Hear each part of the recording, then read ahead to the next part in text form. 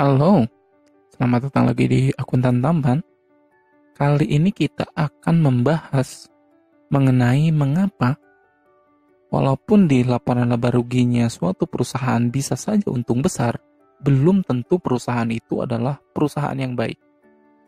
Mungkin kalian bertanya-tanya, kok bisa ya? Jawabannya adalah cash flow. Yep, kita harus lihat cash flow dari perusahaan itu. Karena perusahaan yang profitnya di laba rugi tinggi, kalau cash flow-nya jelek, belum tentu bagus. Begitu juga sebaliknya. Oke, kita langsung masuk saja ke bahan kita sekarang. Kita akan membahas laporan arus kas atau cash flow. Tapi sebelumnya, kalau kamu suka video-video dari kita, jangan lupa like dan subscribe, oke? Yap, kita langsung mulai saja. Lalu apa sebenarnya beda utamanya antara cash flow dengan laporan keuangan lainnya? Salah satu yang paling biasanya dibandingkan adalah laporan laba rugi. Jadi secara sederhana, cash flow itu adalah aliran uang masuk dan uang keluar yang terjadi di dalam perusahaan. Jadi benar-benar mempengaruhi rekening bank si perusahaan. Misalnya aja nih, kan ada tuh beban listrik misalnya. Beban listrik kalau misalnya memang sudah dibayar oleh perusahaan saat itu, beneran dikeluarkan uangnya, itu masuk ke cash flow juga.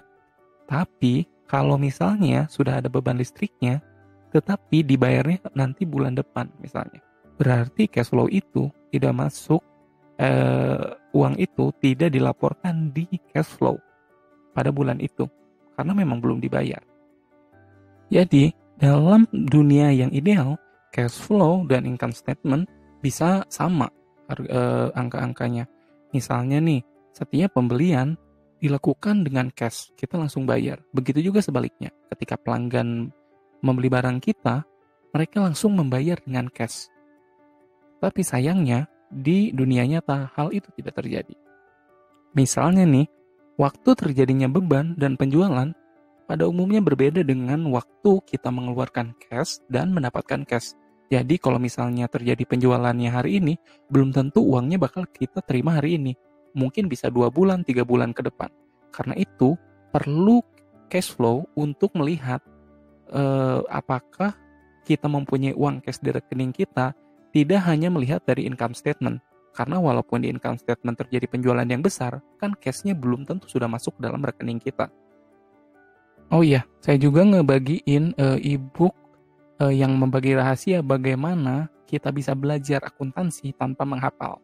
Itu bisa kalian dapatkan di deskripsi ya. Jadi kalian bisa download aja gratis. Cari aja di deskripsi, oke?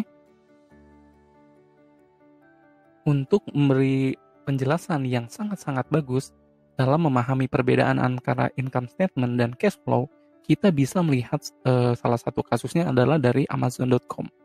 Pada tahun 2014, perusahaan tersebut rugi kira-kira 241 juta dolar. Tetapi, di sisi cash flow, perusahaan ini memecahkan rekor. Mereka mendapatkan cash 5,9 miliar dolar. Lalu pertanyaannya, ini bagus atau enggak? Dan jawabannya adalah tergantung. Jadi ini tergantung, si cash itu datangnya dari mana? Apakah dari sales atau jangan-jangan misalnya minjam dari uang dari bank. Karena itu, kita harus menganalisa dari mana datangnya uang cash tersebut. Itu adalah salah satu guna dari laporan cash flow. Karena laporan cash flow mengklasifikasikan transaksi cash ini ke dalam 3 bagian. Jadi ketahuan cash ini asalnya dari mana. Yang pertama adalah cash from operating activities. Jadi cash yang berasal dari aktivitas-aktivitas operasional, misalnya penjualan atau pembelian atau beban, seperti itu. Lalu berikutnya adalah cash from investing activity. Berarti ini cash yang berasal dari transaksi-transaksi investasi si perusahaan. Lalu yang berikutnya, yang terakhir adalah cash from financing activities. Ini semua transaksi cash yang berhubungan dengan pembiayaan yang dilakukan oleh perusahaan tersebut. Nanti kita akan bahas lebih detail. Supaya lebih memahami logika laporan keuangan, kamu juga bisa cek salah satu video dari saya mengenai logika laporan keuangan. Jadi kamu bakal ngeliat laporan keuangan dengan lebih komprehensif, nggak cuma satu persatu. Nah, sebelum kita bahas satu-satu, kalau kamu suka apa yang kamu lihat dan jelaskan sampai sejauh ini, jangan lupa like dan subscribe, oke? Yang pertama adalah cash from operating activities, atau uang kas dari aktivitas-aktivitas operasional si perusahaan. Ini oleh banyak ahli disebut adalah cash flow yang paling penting, karena intinya ini adalah duit dari bisnis operasional kamu. Kalau misalnya secara operasional kamu untung, berarti bagus kan si perusahaannya.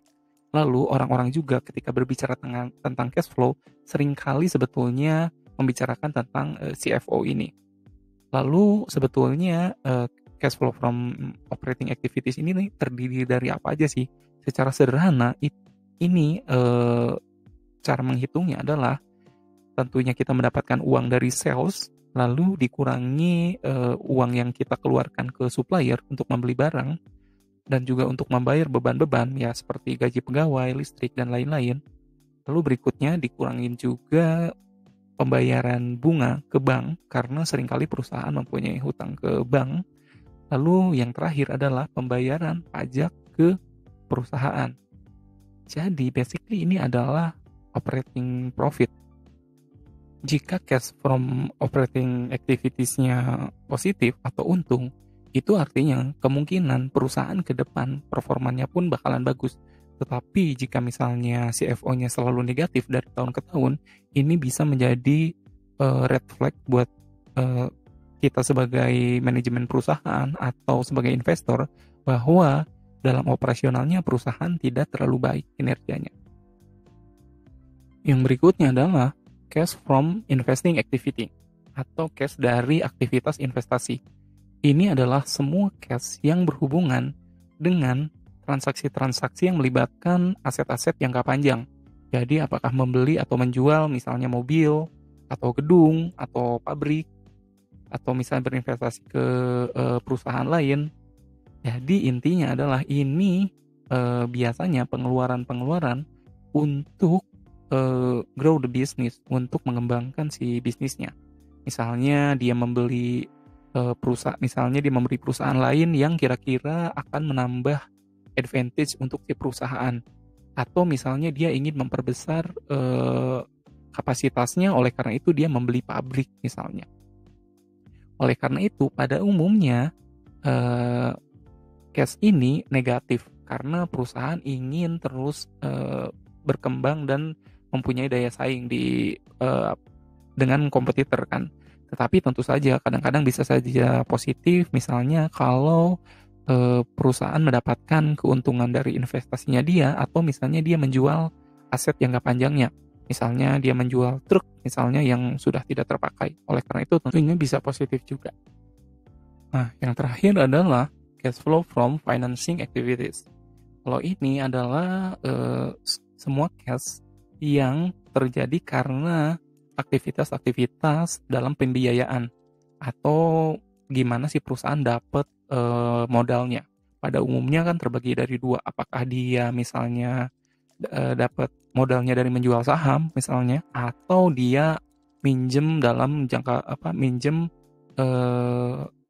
uang atau berhutang dalam jangka waktu yang sangat panjang. Apakah itu bisa bentuknya debt ke bank, atau misalnya dia membeli obligasi. Jadi semua yang berhubungan dengan transaksi-transaksi tersebut bisa masuk ke sini.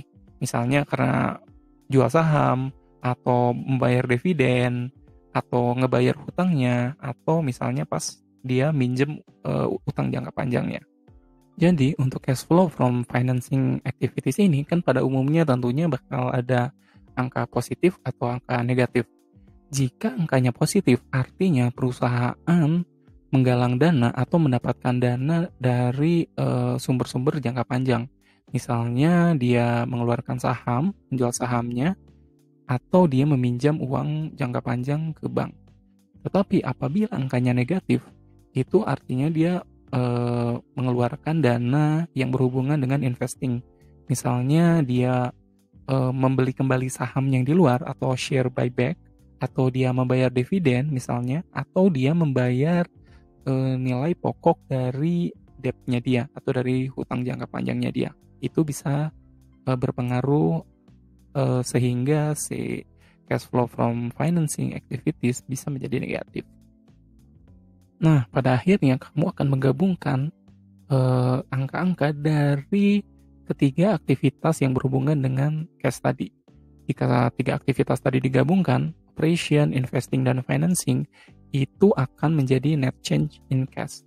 Artinya, berapa perubahan cash yang terjadi di tahun tersebut. Apakah positif, apakah negatif. Nah, apabila angka net change tersebut diakumulasikan dengan saldo awal cash, itu akan menghasilkan saldo akhir cash pada periode ini.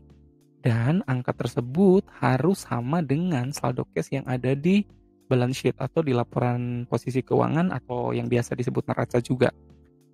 Mengapa? Kalau itu kalian bisa menonton video lainnya mengenai logika laporan keuangan di channel ini. Jadi intinya cash flow atau laporan cash flow itu ya terdiri dari 3 cash flow dari aktivitas yang sudah dijelaskan tadi. Cuman saat ini saya ingin menambahkan satu lagi yang dirasa sangat penting oleh para investor. Namanya adalah free cash flow atau FCF. Secara sederhana, ini rumusnya adalah operating cash flow dikurangin capital expenditure atau CFI, cash flow untuk kegiatan investasi. Mengapa ini penting? Karena ini mengindikasikan berapa uang yang tersisa oleh perusahaan setelah membayar semua kewajiban mereka. Jadi uang yang dalam tanda kutip free ini bisa dilakukan untuk hal lainnya. Misalnya membayar hutang jangka panjangnya, atau membeli kembali saham mereka di bursa saham, atau membeli perusahaan lain, atau bahkan memberi dividen untuk para investor. Oleh karena itu, investor sangat tertarik dengan hal tersebut. Oh iya, sebelum lupa, jangan lupa follow kita di sosial media kita, ada Twitter, Instagram, Facebook, dan lainnya supaya tetap dapat info-info menarik dari channel ini, oke? Nah, seperti pemain basket yang tiap pemain ada posisi dan spesialisasinya masing-masing, begitu juga dengan laporan keuangan. Dari 5 laporan keuangan tersebut, masing-masing mempunyai kelebihan dan kekurangannya dan juga mempunyai tujuannya masing-masing. Oleh karena itu, kita harus memahaminya secara menyeluruh, tidak hanya satu-satu. Jika Anda sudah paham cash flow, misalnya Anda juga bisa menonton video lain di channel ini yang berbicara laporan keuangan secara keseluruhan dan membahas satu persatu. Jika suka dengan apa yang ada di sini, jangan lupa untuk share dan subscribe agar lebih banyak lagi orang yang bisa mendapatkan manfaat. Oke, bye-bye. Sampai jumpa di video berikutnya.